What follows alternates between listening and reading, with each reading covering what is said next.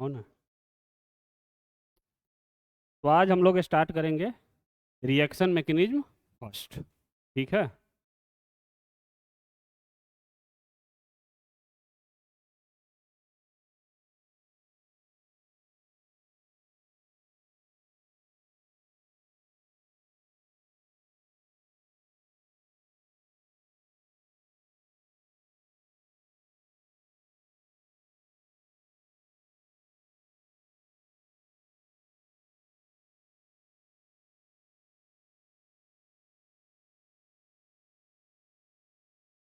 अब देखो, reaction mechanism first, basically जिसको आप GOC1 के नाम से भी आप जानते हैं।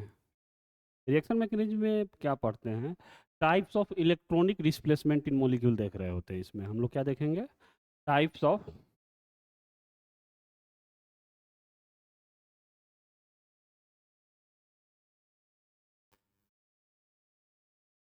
Electronic displacement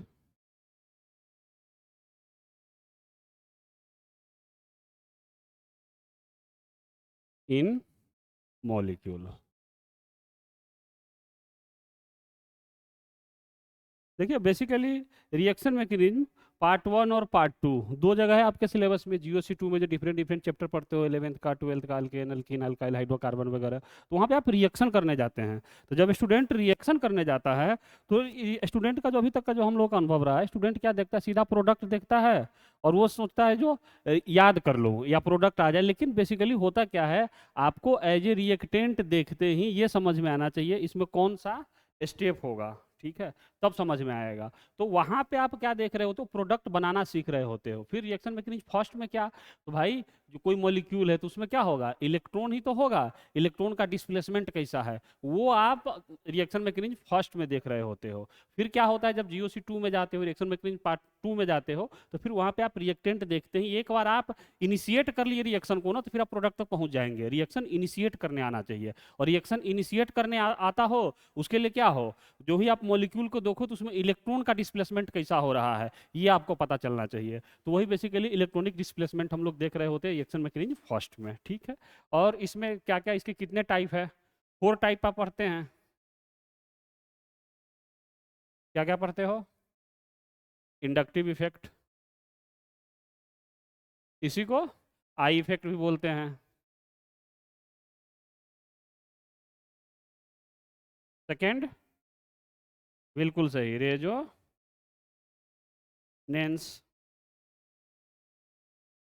third, hyper conjugation effect.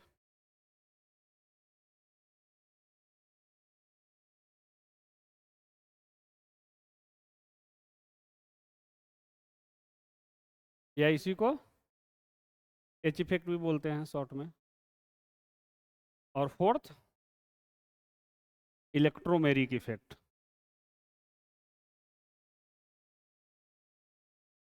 क्या मेरे भाई? इलेक्ट्रो,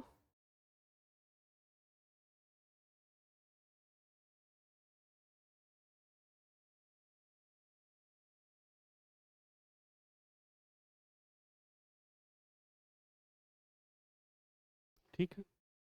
अब देखो, टाइप्स ऑफ इलेक्ट्रॉनिक डिस्प्लेसमेंट।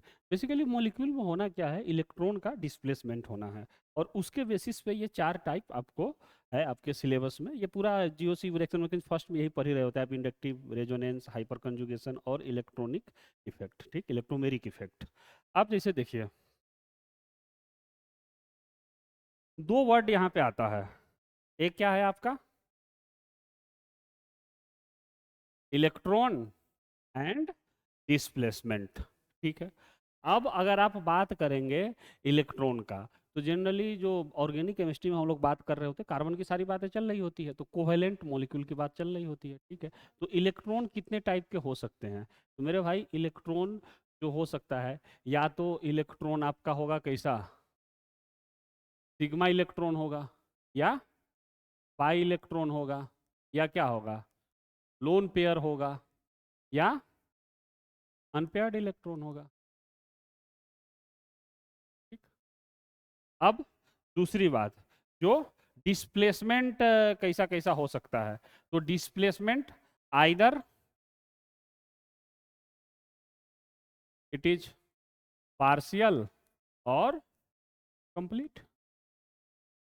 ये जो तारों चीज आप पढ़ने वाले हो, इंडक्टिव इफेक्ट हो, रेजोनेंस हो, हाइपर कंजुगेशन हो या इलेक्ट्रोमेरिक हो, तो इसमें यही देखेंगे, इलेक्ट्रॉन कैसा है और डिस्प्लेसमेंट कैसा है। और यही पूरा चैप्टर में ही चार चीज पढ़ोगे, आपका रिएक्शन मैकेनिज्म फर्स्ट कंप्लीट हो जाएगा। ठीक है, तो इंडक्टिव इफेक्ट और कुछ ना कुछ चारों में डिफरेंस जरूर होगा। ठीक, जैसे बात करोगे इंडक्टिव इफेक्ट का, तो इंडक्टिव इफेक्ट में क्या होता है, देखिए इंडक्टिव इफेक्ट में सिग्मा इलेक्ट्रॉन का पार्शियल डिलोकलाइजेशन होता है। अब आ जाओ रेजोनेंस। रेजोनेंस में क्या क्या होगा, either it is pi electron और लोन पेयर और अनपेयर्ड इलेक्ट्रॉन,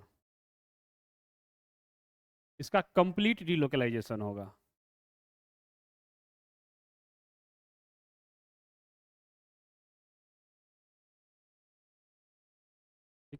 अब हाइपर कंजुगेशन, इसमें किसका होगा, सिग्मा इलेक्ट्रॉन का कंप्लीट डिलोकलाइजेशन होगा।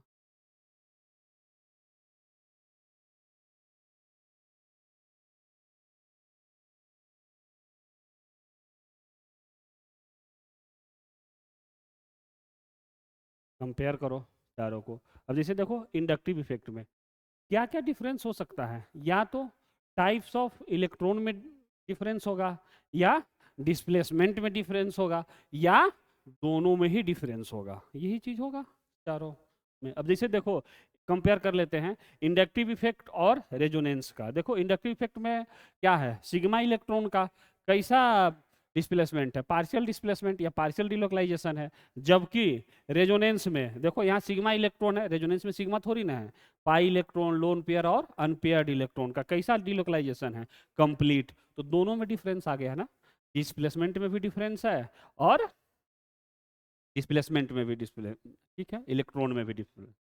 अब जैसे यहाँ पे देखो इंडक्टिव ऑफ हाइपर कंजुगेशन का करो, टाइप्स ऑफ इलेक्ट्रॉन सेम है, यहाँ सिग्मा है तो यहाँ भी सिग्मा है, बट यहाँ पे डिलोकलाइजेशन कैसा है, पार्शियल, तो यहाँ पे कैसा है, कंप्लीट।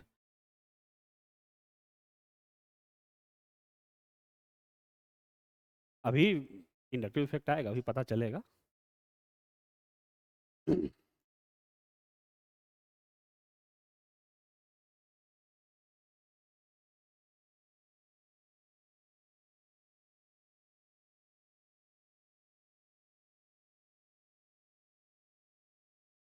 पार्शियल का क्या मतलब है, बॉन्ड बना रहेगा।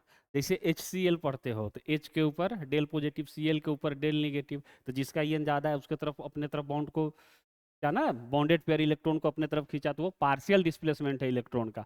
जबकि बॉन्ड ब्रेक हो जाए NaCl, Na plus Cl minus, complete, समझ रहे हो ना उस तरह। हाँ बॉन्ड, खैर वो अभी क्लियर हो जाएगा।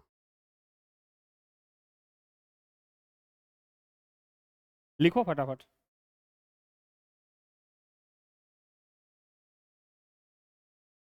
हो गया, तो अब हम लोग स्टार्ट करते हैं इंडक्टिव इफेक्ट।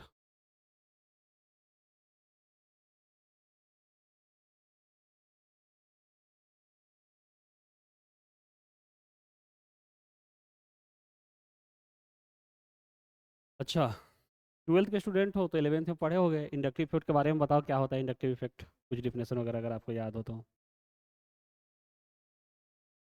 बिल्कुल।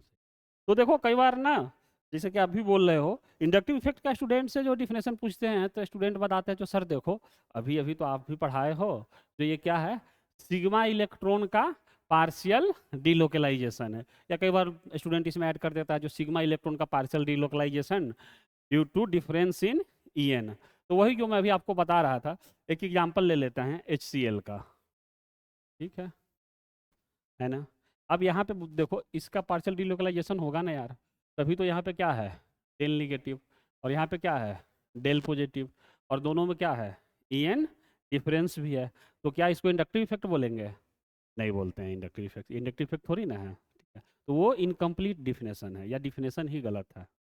तो आओ अब इसके रेफरेंस पे समझते हैं जो इंडक्टिव इफेक्ट होता क्या है, ठीक है।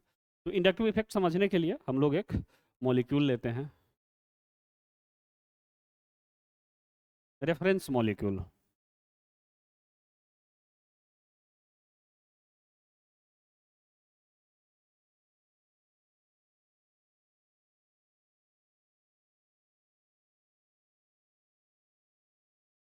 एक अल्केन लिया, ठीक।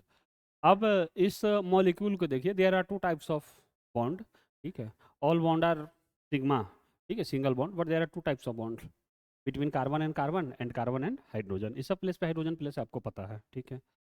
तो दो टाइप के बॉन्ड है, कार्बन कार्बन के बीच में और कार्बन और हाइड्रोजन के बीच में। अच्छा, इस वाले बॉन्ड को देखोगे तो मेरे भाई कार्बन और कार्बन का तो ईएन क्या है, एग्जैक्टली सेम। तो ये बॉन्ड कैसा है, नॉन पोलर, ठीक है।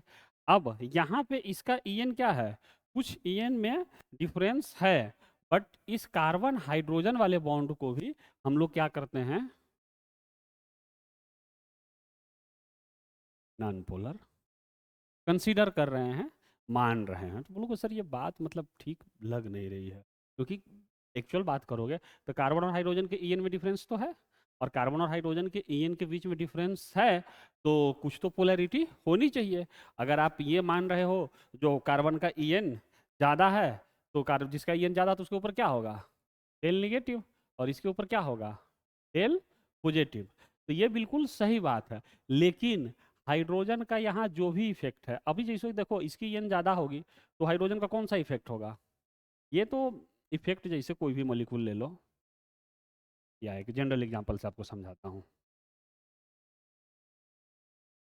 एक्स है और वाई है, ठीक है। अब वाई का ईएन ज़्यादा है, तो ये क्या कर रहा है, इलेक्ट्रॉन को अपने तरफ खींच रहा है। तो वाई का कौन सा नेचर हुआ, इलेक्ट्रॉन विड्रॉइंग नेचर, ठीक है। या अगर एक्स के रिस्पेक्ट में देखोगे तो एक्स का क्या नेचर होगा, इलेक्ट्रॉन रिपेलिंग नेचर, है कि नहीं। तो वो तो किसके रिफरेंस में देख रहे हो उस पर डिपेंड करेगा, ठीक।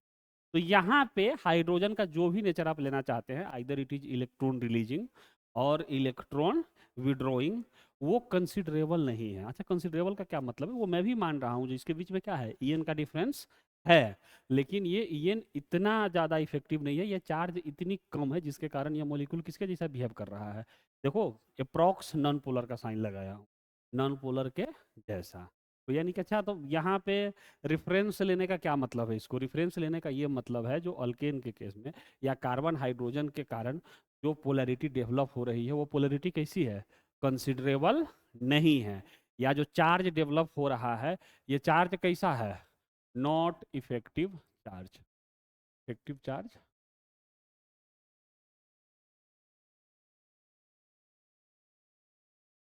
ठीक है, नॉट इफेक्टिव चार्ज। तो ये चार्ज इफेक्टिव चार्ज नहीं है, ठीक है। अब इसका क्या मतलब है, इसका जैसे यहाँ पे तो कोई डाउट ही नहीं है, दो कार्बन ईएन सेम है, तो ये तो एग्जैक्टली नॉन पोलर है।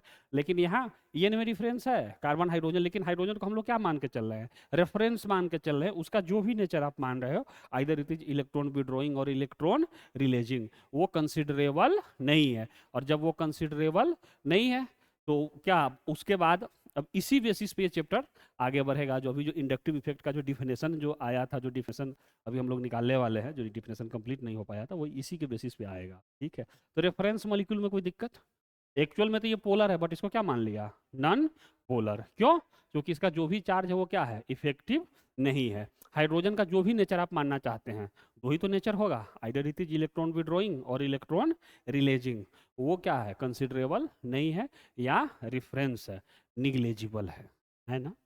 इफेक्ट होता है ना यार, इफेक्ट तो किए, बट इतना लेस इफेक्ट किए जो इफेक्ट कैसा हो, निग्लेजिबल हो। तो अब इसी बेसिस पे यही रेफरेंस मॉलिक्यूल ले रहा हूँ।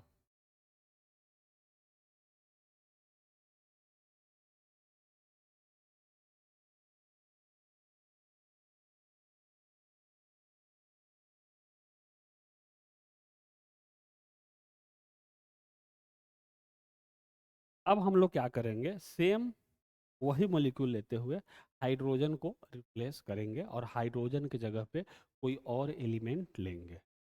हाइड्रोजन को हम लोग कैसा माने, रेफरेंस, यानी कि ना ही तो इसका इलेक्ट्रॉन विड्रॉइंग नेचर है, ना ही इलेक्ट्रॉन रिलीजिंग नेचर है, कोई है नहीं, ठीक है। तो दो ही प्रकार के होंगे, या तो इलेक्ट्रॉन विड्रॉइंग नेचर होगा तो वो हाइड्रोजन से ज़्यादा होना चाहिए, या इलेक्ट्रॉन रिलीजिंग नेचर हो तो भी हाइड्रोजन से ज़्यादा होना चाहिए, ठीक है। चलो,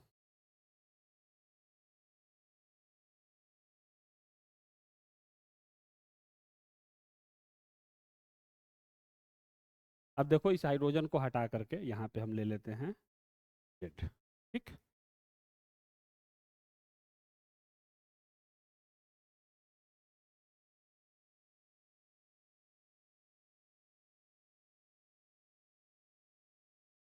इलेक्ट्रॉन रिलीजिंग नेचर या इलेक्ट्रॉन रिलीजिंग पावर, ठीक। ये किससे ज़्यादा है, हाइड्रोजन से ज़्यादा है। अब आप समझिए क्या होगा, इलेक्ट्रॉन रिलीज कर रहा है, तो इलेक्ट्रॉन रिलीज कर रहा है तो आपको ही पता है जो सर, देखो इसमें तो कोई सिंपल सी बात है, इलेक्ट्रॉन रिलीज कर रहा है तो इसके ऊपर क्या साइन आएगा, एल पॉजिटिव, और इसके ऊपर पार्शियल। अब सोचिए, यही काम जब हाइड्रोजन कर रहा था, या इलेक्ट्रॉन रिलीजिंग नेचर था या इलेक्ट्रॉन विड्रॉइंग नेचर था, का जो चार्ज था वो कैसा था, नॉन कंसिडरेबल। लेकिन हम लोग यहाँ पे जो दोनों रेफरेंस लेंगे, ये जेड इलेक्ट्रॉन रिलीजिंग पावर क्या है, हाइड्रोजन से ज़्यादा, अब हाइड्रोजन से ज़्यादा है तो इसको कंसीडर करेंगे, है कि नहीं।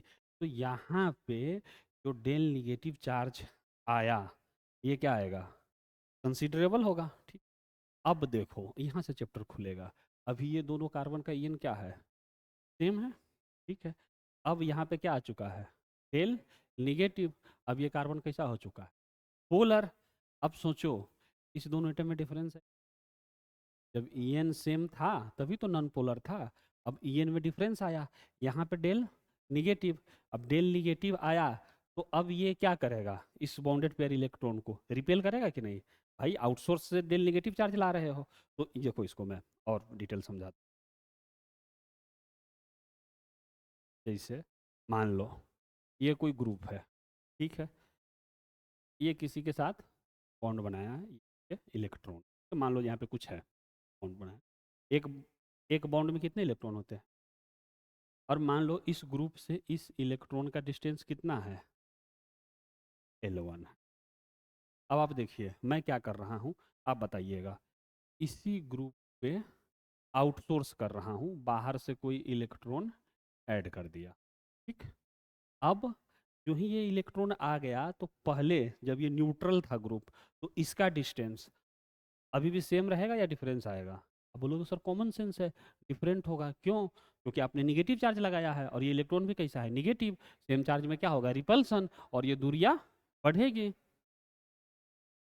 होगा ना कुछ L2, ठीक, रिपेल ही तो कर रहा है, वही सेम चीज़ यहाँ भी होगी कि नहीं, यदि न्यूट्रल था, आउटसोर्स से आपने कुछ तो पार्शियल चार्ज लाया तो उसके कारण ये, तो इस पे भी क्या आएगा, डेल निगेटिव,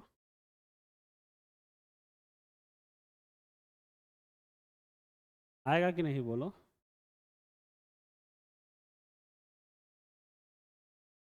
लेकिन इससे ये क्या होगा, कम होगा, फिर, और अब उसको मैं यहाँ पे, अब आप देखो इसमें कोई कन्फ्यूजन है, कोई कन्फ्यूजन नहीं। अब मैं क्या कर रहा हूँ, इस ये जो निगेटिव चार्ज है इसकी मैग्नीट्यूड को कम करते जा रहा हूं, ठीक।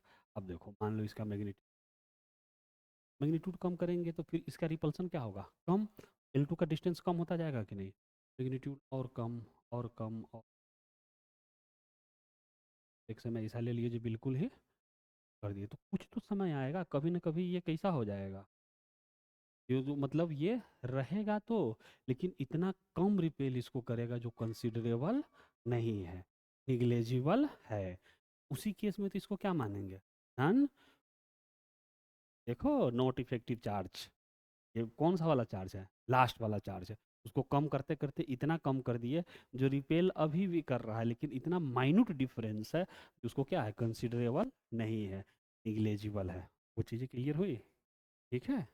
तो ये, तो उसी तरह यहाँ पे, और ये प्रैक्टिकली देखा गया, जो whatever the strength of group G, ठीक है, जेड का जो भी स्ट्रेंथ हो, चाहे कितना भी ज़्यादा इलेक्ट्रॉन रिलीजिंग पावर इसकी कितनी ज़्यादा हो, प्रैक्टिकली 3 कार्बन एटम तक ही, 3 कार्बन एटम तक ही क्या हो पाता है, ये चार्ज कंसिडरेबल हो पाता है। अब यहाँ पे भी डेल निगेटिव आएगा, लेकिन वो क्या होगा, कंसिडरेबल नहीं होगा, नेक्स्ट वाले को प्रॉपर रिपेल नहीं कर पाएगा, नहीं बना। हाँ, डेल निगेटिव रिपल्सन के कारण ही तो आया, इसको रिपेल किया तो चार्ज क्या हुआ, इसके जो बॉन्डेड पेयर इलेक्ट्रॉन है इधर शिफ्ट हुए। भाई अभी तो दोनों एटम, यहाँ पे दोनों एटम कैसे थे, एक जैसे थे, कोई रिपल्सन नहीं। अब इसके ऊपर डेल निगेटिव आया तो इसके ऊपर क्या आया है, इलेक्ट्रॉन का क्लाउड आया है, तो बॉन्डेड पेयर इलेक्ट्रॉन को रिपेल करेगा कि नहीं, रिपेल किसके तरफ करेगा, इसके तरफ। तब इसके पास पार्शियल निगेटिव चार्ज आया, इलेक्ट्रॉन आया, और इलेक्ट्रॉन आया तो इसके ऊपर क्या आएगा, डेल निगेटिव आएगा। फिर यही, लेकिन इससे इसका डेल निगेटिव क्या है, कम है, फिर इसको ये रिपेल करेगा, उसके रिस्पेक्ट में कम करेगा तो यहाँ पे और कम आएगा, और इस वाले फोर्थ मॉलिक्यूल पे जाते जाते वो क्या हो जाएगा, नॉन कंसिडरेबल हो जाएगा। समझ गए, ठीक है ये। अब आप सोचो, इसको हम लोग बाद में बना लेंगे, इसको मैं फिर से बना दूंगा, अभी यहाँ पे देखो, दो ही इफेक्ट का हो सकता है, एक इलेक्ट्रॉन रिलीजिंग पावर और एक इलेक्ट्रॉन विड्रॉइंग पावर। आपको ही पता है इधर क्या करोगे, इलेक्ट्रॉन विड्रॉइंग पावर बनाओगे, और वही सेम मॉलिक्यूल ले लो।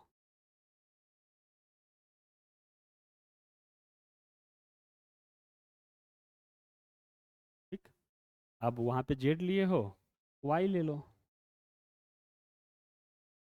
अच्छा, वाई का कौन सा पावर है, इलेक्ट्रॉन विड्रॉइंग पावर,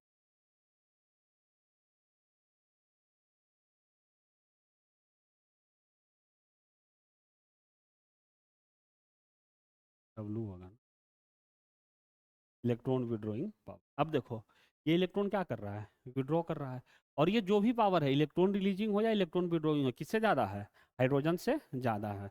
अब आप सोचो,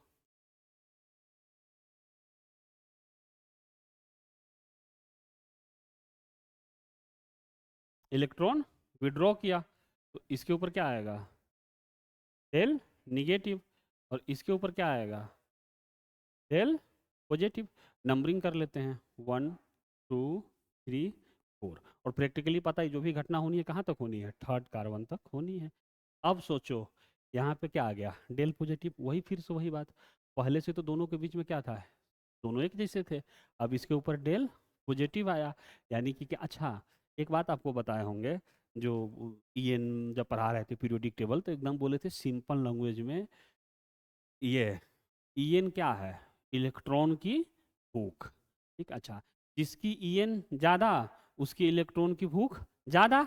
तब ना देखते हो जो फ्लोरीन की ईएन सबसे ज़्यादा, तो वो जिसकी ईएन ज़्यादा होते हैं वो अपने तरफ क्या करता है, बॉन्डेड पेयर इलेक्ट्रॉन को अट्रैक्ट करता है, और अपने तरफ बॉन्डेड पेयर इलेक्ट्रॉन को अट्रैक्ट करता है तो उसके ऊपर क्या बनता है, डेल निगेटिव, और पास वाले एटम पे जिसके साथ बॉन्ड बनाया उस पर डेल पॉजिटिव। ठीक है, अब सोचो, इलेक्ट्रॉन की भूख है, ये कार्बन, पहले दोनों का ईएन क्या था, सेम, इस कार्बन का इलेक्ट्रॉन क्या हो गया, इससे दूर जा रहा है, इलेक्ट्रॉन दूर जा रहा है तो इसका ईएन इंक्रीज होगा कि नहीं, ठीक है ना, इलेक्ट्रॉन, भाई ईएन क्या है, इलेक्ट्रॉन की भूख, तो इलेक्ट्रॉन का गेन हो तो ईएन क्या होगा, कम होगा, इलेक्ट्रॉन उससे छीनोगे तो ठीक, अब इसका ईएन ज्यादा, तो अब ये क्या करेगा, जो ही ईएन बढ़ा तो बॉन्डेड पर इलेक्ट्रॉन को अपने तरफ अट्रैक्ट करेगा ना, तो फिर यहाँ पे क्या बनेगा, डेल,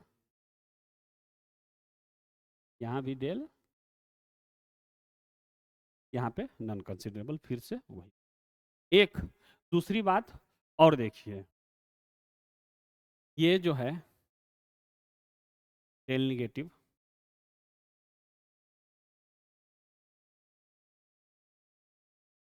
सबसे ज़्यादा वैल्यू इसकी है कि नहीं है, जैसे जैसे जा रहे हैं कम होती जा रही है, और इन सबसे बड़ा ये अकेला डेल पॉजिटिव होगा कि नहीं, ओवरऑल तो मॉलिक्यूल अभी भी न्यूट्रल ही है ना मेरा, सबके बराबर वो अकेला है। ठीक, वही कहानी यहाँ भी होगी कि नहीं,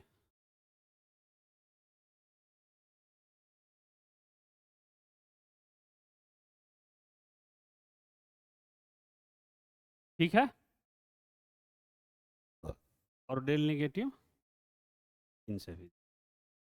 इतनी बातें अभी तक आपको समझ में आ गई,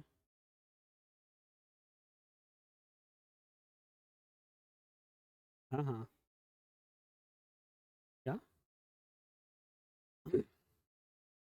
एक बात बताइए, जैसे तुम, यही बता दूं, HCl लिखते हो कोवेलेंट कंपाउंड, यहाँ पे क्या लिखते हो, डेल नेगेटिव, यहाँ पे क्या लिखते हो, डेल पॉजिटिव। और ये दोनों आप, यही आपके मन में चल रहा होगा जो सर ये तो दोनों बराबर होता है, क्योंकि ओवरऑल मॉलिक्यूल कैसा है, न्यूट्रल है, तो जितने डेल नेगेटिव है उतने ही डेल पॉजिटिव है। ये मॉलिक्यूल तो ओवरऑल ये भी तो न्यूट्रल ही है ना मेरे दोस्त, तो ये डेल पॉजिटिव अकेला इस सारे चार्ज के बराबर होगा ना। और ये चार्ज यहीं पे थोड़ी है, भले नॉन कंसिडरेबल है, यहाँ भी तो है कि नहीं, तो ये सबके बराबर है क्या? सबके इक्वल वो अकेला है, सिर्फ इसके इक्वल थोड़ी ना है, इन सबके इक्वल है, क्योंकि ओवरऑल मॉलिक्यूल तो कैसा है, न्यूट्रल ही है। तो जितने पॉजिटिव चार्ज उतने ही निगेटिव चार्ज, तभी तो न्यूट्रल है। अब यहाँ तक देखो, अभी तक हम लोग क्या सीखे हैं, अभी तक मैं सिंपल एक reference molecule, inductive effect basically हम लोग समझना चाह रहे हैं। तो एक रेफरेंस मॉलिक्यूल क्या लिए हैं, अल्केन। अल्केन में टू टाइप्स के बॉन्ड होंगे, कार्बन कार्बन के बीच में single bond and carbon hydrogen के बीच में सिंगल बॉन्ड। कार्बन कार्बन के बीच में तो कोई दिक्कत ही नहीं है, वो तो प्योर नॉन पोलर है ही, क्योंकि both EN of both the carbon atom are same, but there is difference between EN of carbon and hydrogen. But इसको भी हम लोग क्या कंसीडर किए हैं, नॉन पोलर कंसीडर किए हैं, क्योंकि इस पे जो चार्ज डेवलप हो रहा है वो कंसिडरेबल चार्ज नहीं है या निग्लेजिबल चार्ज है। यहाँ तक कोई दिक्कत? अब कॉमन सेंस की बात है भाई, इलेक्ट्रॉन है जो उसके इस कार्बन के साथ जो एलिमेंट लग रहा है, दो ही नेचर तो होगा, या तो इलेक्ट्रॉन को अपनी तरफ अट्रैक्ट करेगा या रिपेल करेगा, ठीक है। अब हाइड्रोजन का आप जो भी नेचर मानना चाहते हैं, या तो इलेक्ट्रॉन रिपेलिंग या इलेक्ट्रॉन विड्रॉइंग, वो क्या है, कंसिडरेबल नहीं है, वो कुछ भी ढंग से नहीं कर पा रहा है, तो उसको हम लोग क्या मान लिए, रेफरेंस मान लिए, वो नेचर रेफरेंस है। या तो इलेक्ट्रॉन रिलीज भी कर रहे हो तो किससे ज़्यादा करो, हाइड्रोजन से, इलेक्ट्रॉन विड्रॉ भी कर रहे हो तो किससे ज़्यादा करो, हाइड्रोजन से। तो ठीक, अब उसके बेसिस पे जैसे यहाँ पे ये लिए इलेक्ट्रॉन रिलीजिंग पावर, ठीक है, जेड का किससे ज़्यादा, हाइड्रोजन से, ये।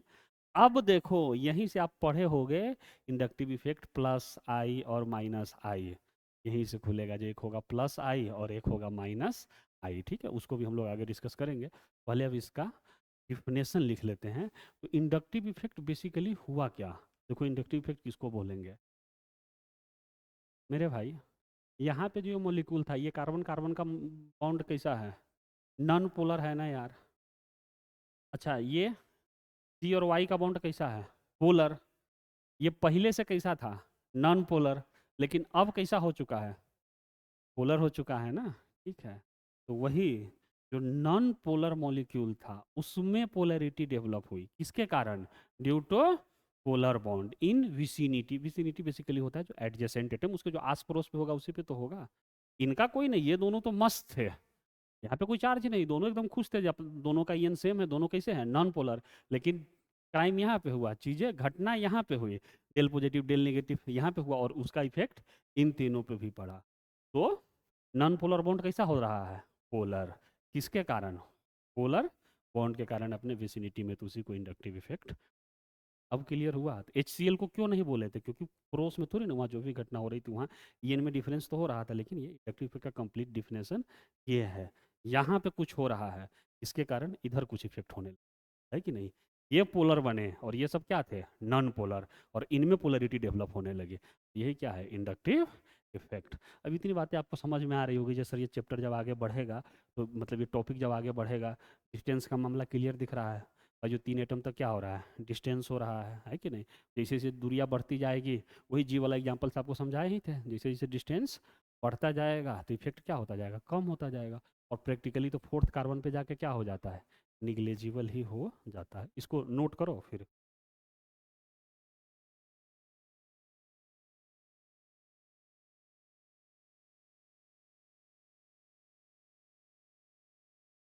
हो गया। डिफिनेशन क्या लिखेंगे,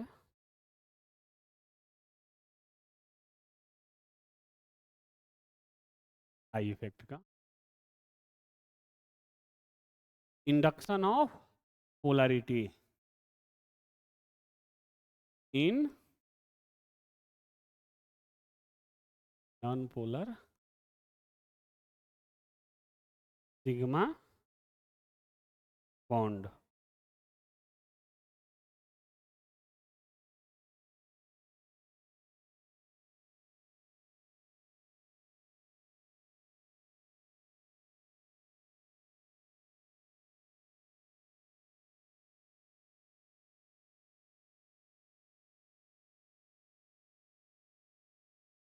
कोई दिक्कत?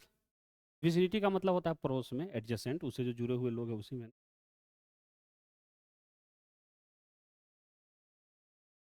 अब जो तुम पूछ रहे थे जो पार्शियल इफेक्ट क्या होता है, अब इसमें समझ में आया? जो पार्शियल डिस्प्लेसमेंट के जैसे आगे बढ़ते जाओगे, जब रेजोनेंस पर होगे तो तुमको कंप्लीट डिस्प्लेसमेंट, जब बॉन्ड टूट रहा होगा, सारा समझ में आता जाएगा जैसे जैसे चैप्टर आगे बढ़ेगा।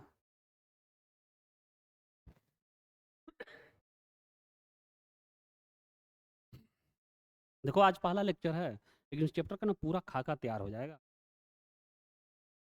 अब इंडक्टिव इफेक्ट में कोई दिक्कत? डिफिनेशन समझ गए ना आप? अब आइए, बेसिकली इस चैप्टर में हम लोग कर ही क्या रहे थे? इलेक्ट्रॉन का डिस्प्लेसमेंट ही तो देख रहे थे। अब बताओ इलेक्ट्रॉन का नेचर कैसा होगा डिस्प्लेसमेंट का?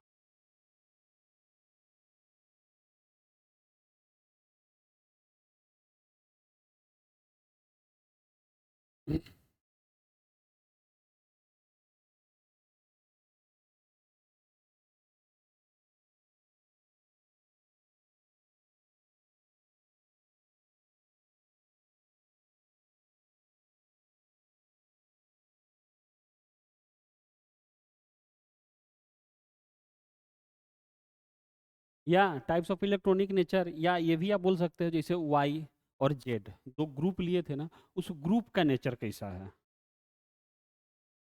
वो लिख लो, ज़्यादा बढ़िया। तुरंत।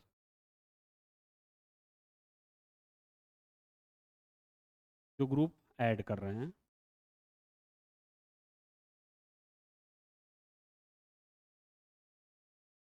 मेरे भाई इलेक्ट्रॉन है, और यही तो बार बार हम लोग इम्फेसिस कर रहे हैं, दो ही चीज़ तो होगा।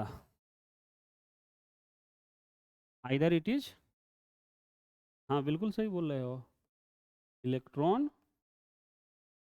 और इलेक्ट्रॉन।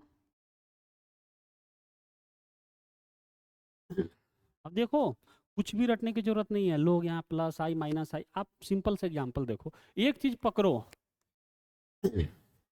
HCl। मेरे भाई देखना, क्लोरीन, क्लोरीन का EN क्या है? ज़्यादा है ना, तो ये अपने तरफ इलेक्ट्रॉन को क्या कर रहा है?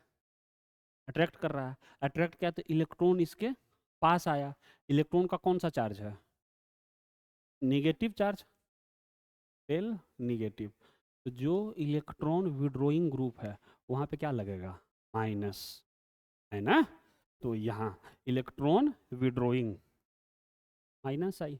अब इसी एग्जाम्पल को हाइड्रोजन के रिस्पेक्ट में समझो, हाइड्रोजन क्या कर रहा है? इलेक्ट्रॉन को रिपेल कर रहा है, तो इलेक्ट्रॉन इससे दूर जा रहा है, इलेक्ट्रॉन रिलीज करेगा तो इलेक्ट्रॉन इससे दूर जा रहा है, तो इसके ऊपर क्या लगा? Del positive. तो जो इलेक्ट्रॉन रिलीजिंग ग्रुप होगा उस पर क्या लगेगा? प्लस आई। ये पढ़ते हो, इसके बाद इस चैप्टर में क्या पढ़ोगे? रेजोनेंस, मेजोमेरिक इफेक्ट, वहां भी पढ़ोगे प्लस एम माइनस एम। आप सोचो क्यों प्लस एम और माइनस एम सिर्फ पढ़ते हो? प्लस एम में क्या होगा? वही इलेक्ट्रॉन विड्रॉ, और माइनस एम में इलेक्ट्रॉन रिलीज, है कि नहीं? अरे उल्टा बता दिए ये, ठीक। और वही चीज किस में होगी? हाइपर कंजुगेशन में भी दो ही effect, plus H minus H. Electromeric में भी सेम चीज। तो वहीं पर जा करके पूरा 1 महीना चलेगा, 20 से 25 लेक्चर ले रहे होंगे, लेकिन खाका यहीं से तैयार हो रही है पूरे चैप्टर में, क्योंकि सारा इलेक्ट्रॉन की ही तो घटना है। आपने सोचो ना, प्लस एम माइनस एम ही क्यों पढ़ते, कोई और इफेक्ट क्यों नहीं पढ़ते हैं? तो दो ही तो घटना होगी। जो ग्रुप जुड़ रहा है पूरा, वहाँ भी तो देखते हो ना, बेंजीन रिंग पे पूरा जोड़ोगे, 12th में हो तो पूरा का पूरा करते हो ना, तो वो प्लस एम माइनस एम, तो वो उसी के बेसिस पे है, इलेक्ट्रॉन रिलीज कर रहा है या इलेक्ट्रॉन विड्रॉ कर रहा है। तो यहाँ पे क्या क्या आ जाएगा?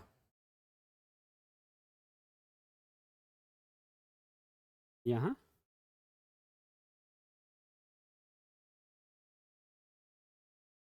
नहीं, लिखो, नोट करो फटाफट।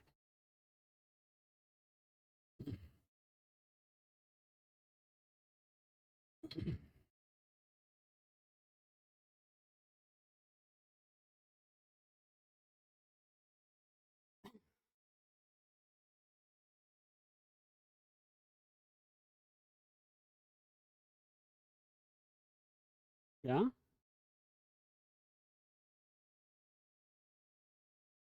जैसे देखो, अल्केन है, ठीक है, अब अल्केन में हाइड्रोजन की जगह पे क्या ऐड कर रहे हैं, उसका क्या नेचर है? है ना, जो ग्रुप आप एक्स्ट्रा ग्रुप जो आउटसोर्स से जो ग्रुप है, बेसिकली 4 ऑप्शन होंगे आपके पास, तो उसमें एक में ही तो डिफरेंस रहता है, वो ग्रुप ऐड है, उस ग्रुप का क्या नेचर है, ग्रुप का ईएन कैसा है, ईएन ज़्यादा है तो अपने तरफ अटैक, मतलब समझ रहे हो ना, ईएन कम है तो रिपेल करेगा, तो उसके बेसिस पे जो ग्रुप का क्या नेचर है, समझ गए।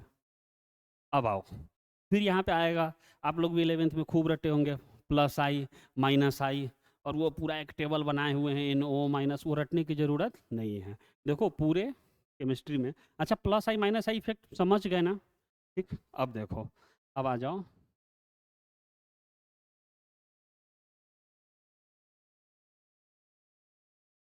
हम लोग कुछ भी लर्न नहीं करेंगे।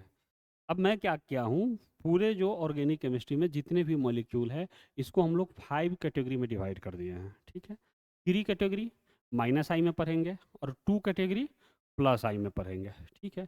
अब मेरा सजेशन आपको ये रहेगा, एटलीस्ट मॉलिक्यूल देख के पहले पहचानो तो जो प्लस आई है या माइनस आई है, तो प्लस आई वाली कैटेगरी याद रख लो, 2 कैटेगरी है, ये दोनों कैटेगरी याद कर लीजिए, इसके बाद जो रिमेनिंग है सब किस में चला जाएगा, माइनस आई में, ठीक है। अब प्लस आई को कैसे पहचानेंगे, तो देखिए मेरे भाई, प्लस आई में सिंपल सा बात होगा,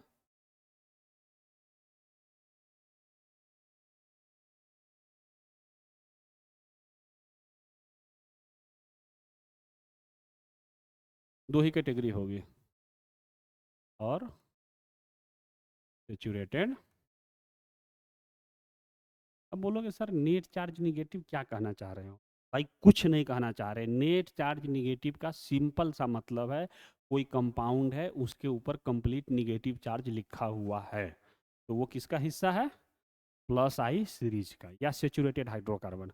हाइड्रोकार्बन क्या होता है, carbon and hydrogen containing compound, ठीक।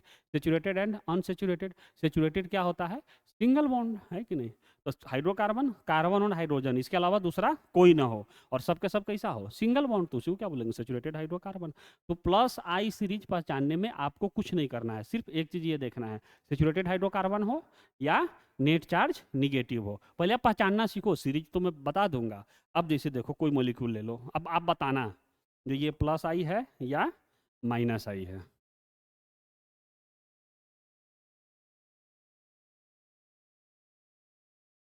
बिल्कुल सही, बोलोगे जो सर ये तो फ्री वैलेंसी है, माइनस थोड़ी ना है, तो ये क्या नेट चार्ज इसके ऊपर निगेटिव है, नहीं, और रुक जाओ, सेचुरेटेड हाइड्रोकार्बन है, नहीं, तो क्या हो गया।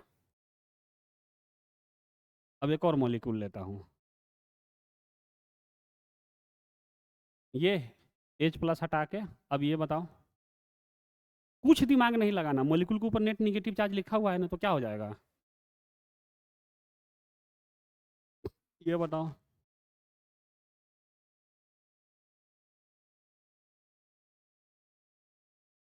बोलो, बिल्कुल सही, कुछ सोचना ही नहीं है, ठीक है, अब इस तरह से आप पहचान लोगे।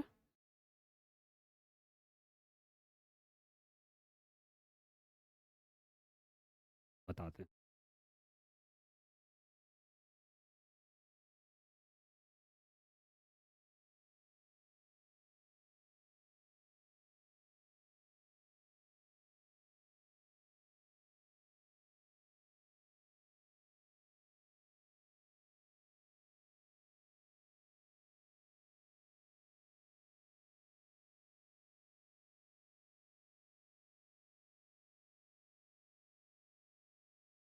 कुछ एग्जाम्पल और लिखे हुए हैं, बताओ,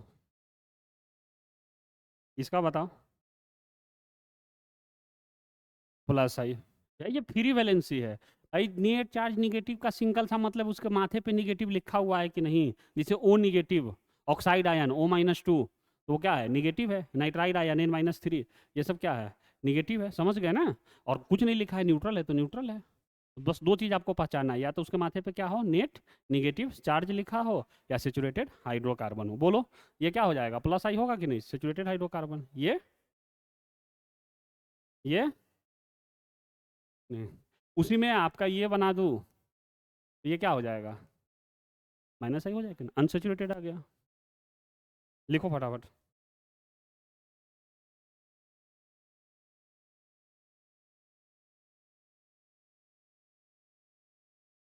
हम्म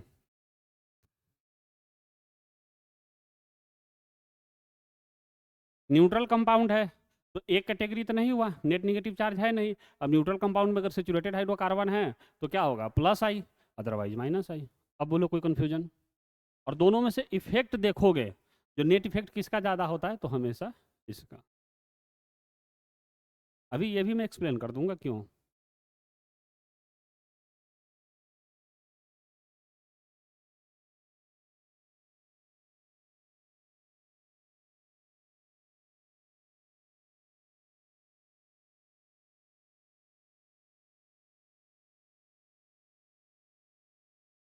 यस, अब बताता हूँ क्यों। जैसे दो कैटेगरी है ना यार, तो दोनों दो कैटेगरी पहचान लेंगे, उसकी ज़्यादा होगी इसकी कम होगी, क्यों मेरे भाई? प्लस आई है क्यों? वही जो फिर से देखो ये बात कर रहे थे ना, ये कोई ग्रुप है, ठीक है। अभी देखो इधर देखो बालक, ये कैसा है, अभी न्यूट्रल है, तो इसके जो बॉन्डेड पेयर होंगे उसका कुछ तो डिस्टेंस होगा, L1, ठीक है। अब यहाँ पे हम लोग क्या किए, आउटसोर्स एक इलेक्ट्रॉन यहाँ पे आउटसोर्स से ला के क्या कर दिए, निगेटिव चार्ज। अब इसके बीच में क्या आ गया, रिपल्सन, तो बॉन्डेड पेयर दूर जाएगा कि नहीं, L2, ठीक है। अब आप सोचो, जैसे जैसे इस चार्ज का मैग्नीट्यूड कम करते जाएंगे क्या होगा, ये डिस्टेंस कम होते जाएगा कि नहीं, या रिपल्सन कम होते जाएगा कि नहीं। अब आप सोचो, दो कैटेगरी लिए हैं, एक कैटेगरी में तो कंप्लीट निगेटिव चार्ज है। कंप्लीट निगेटिव चार्ज का क्या मतलब है, खुद इलेक्ट्रॉन वहाँ पे प्रेजेंट है। और दूसरा कैटेगरी क्या है, सेचुरेटेड हाइड्रोकार्बन, तो वहाँ पे बेसिकली पार्शियल निगेटिव वाला कंडीशन बनता है, तो वो पार्शियल निगेटिव तो हमेशा कम रिपेल करेगा ना उससे, समझ रहे हो। और इसी बेसिस पे हम लोग इसका प्लस आई सीरीज लेते हैं।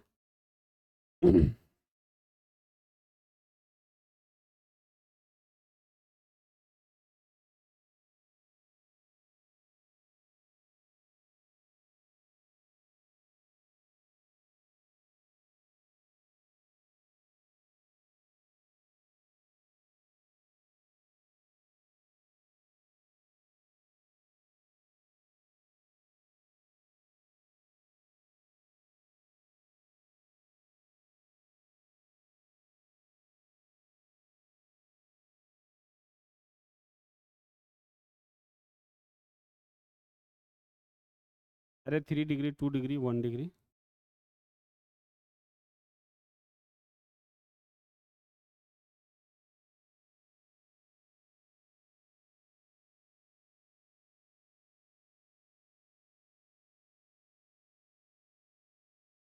अब ऐसे ये सीरीज याद करने के लिए आप लर्न भी कर सकते हो, ठीक है, बट लर्न मत करो। मैं आपको इसका थोड़ा सा तरीका बताता हूँ। अगर लर्न भी करो तो समझ के लर्न करो। देखो, एक जो बेसिक बेसिक बात आज हम लोग क्या सीखे हैं, एक सिंपल सा बात ये सीखे, ईएन क्या है, इलेक्ट्रॉन की भूख। अच्छा, जिसकी ईएन जितनी ज़्यादा होगी, इलेक्ट्रॉन की भूख उतनी ज़्यादा होगी। कहने का मतलब क्या है, वो अपने ऊपर इलेक्ट्रॉन रिटेन करना चाहेगा, इलेक्ट्रॉन रखने की टेंडेंसी है। नाइट्रोजन ऑक्सीजन में किसकी ईएन ज़्यादा है, ऑक्सीजन की ईएन ज़्यादा है कि नहीं। तो जिसकी ईएन ज़्यादा, तो इलेक्ट्रॉन रिटेन करने की टेंडेंसी ज़्यादा। और मेरे भाई अब जैसे देखो, यहाँ पे नाइट्रोजन के ऊपर निगेटिव चार्ज और यहाँ पे ऑक्सीजन के ऊपर निगेटिव चार्ज है। जल्दी इलेक्ट्रॉन कौन देना चाहेगा, जिसका ईएन कम है, नाइट्रोजन। और जितना जल्दी, समझ रहे हो ना, तो फिर सामने वाले को रिपोल उतना ज़्यादा करेगा। तो इसीलिए इसका और माइनस, इसीलिए इसका क्या होगा, प्लस आई सीरीज इफेक्ट ज़्यादा। तो यहाँ पे किसके कारण इफेक्ट आया, ईएन। अब बोलोगे सर यहाँ भी तो ओ के ऊपर निगेटिव है, तो इसको सबसे पीछे क्यों किया। मेरे भाई ओ के ऊपर निगेटिव है, लेकिन फ्री वैलेंसी कहाँ पे है, कार्बन पे है। जो आप कोई ग्रुप कहाँ पे ऐड करोगे, यहाँ पे, और यहाँ इफेक्ट देख रहे होगे ना। और ये डिस्टेंस और आई इफेक्ट तो डिस्टेंस रिलेटेड है ना यार। डायरेक्ट ये ऑक्सीजन थोड़ी ना ऐड होगा, और ऐड तो कार्बन होगा, तो उसके कारण पीछे चला गया। हाँ, समझ गए। अब यहाँ पे अभी इसको एक्सप्लेन करूँगा, ठीक है। इसको जैसे देखो, एक को एक्सप्लेन कर देते हैं।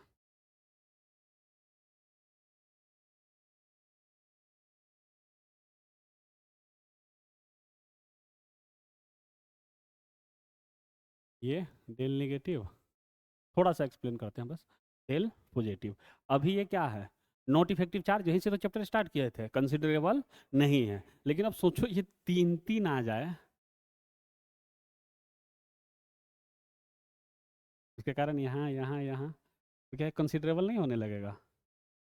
भाई एक के कारण तो कंसिडरेबल नहीं था, लेकिन ऐसे नंबर इंक्रीज होंगे तो वो तो सारा निगलेक्ट थोड़ी होता है, वो भी एक संख्या बनने लगेगा, है कि नहीं। तो ये इसके कारण अब आप सोचो, यहाँ पे इस हाइड्रोजन को हटा करके CH3 ले लोगे, तब उसके कारण इस वाले हाइड्रोजन पे क्या आएगा, डेल निगेटिव, तो फिर उसके कारण इस पे ज्यादा आएगा। तो इसीलिए तो ये तीनों CH3 था, नोट मत करो इसको, बस एक्सप्लेन कर देता हूँ।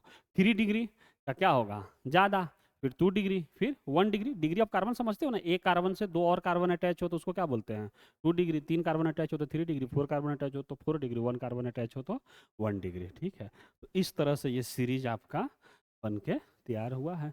तो सबसे पहले तो कैटेगरी वाइज, ठीक है, और फिर तो इंडक्टिव इफेक्ट में सिंपल सा हम लोग 2 कैटेगरी सीखे हैं, जो सर देखो प्लस आई सीरीज यानी कि कौन सा कैटेगरी में जाएगा, इलेक्ट्रॉन रिलीज, और ये कितने लोग करते हैं, 2 कैटेगरी करते हैं, एक तो जिनके ऊपर नेट चार्ज निगेटिव हो या सेचुरेटेड हाइड्रोकार्बन हो, तो इस दोनों में तो हमेशा कौन आगे रहेगा, नेट चार्ज निगेटिव। और फिर वहाँ किससे सोच लोगे, ईएन से सोच लोगे, जिसकी ईएन कम होगी इसकी इलेक्ट्रॉन डोनेट करने की टेंडेंसी ज़्यादा होगी, है कि नहीं, तो वो आगे चला जाएगा कैटेगरी में। और फिर यहाँ पे समझा ही दिए तरह से। ठीक है, तो आज के लेक्चर को यहीं पे फिर नेक्स्ट क्लास में देखेंगे, ठीक है, थैंक यू।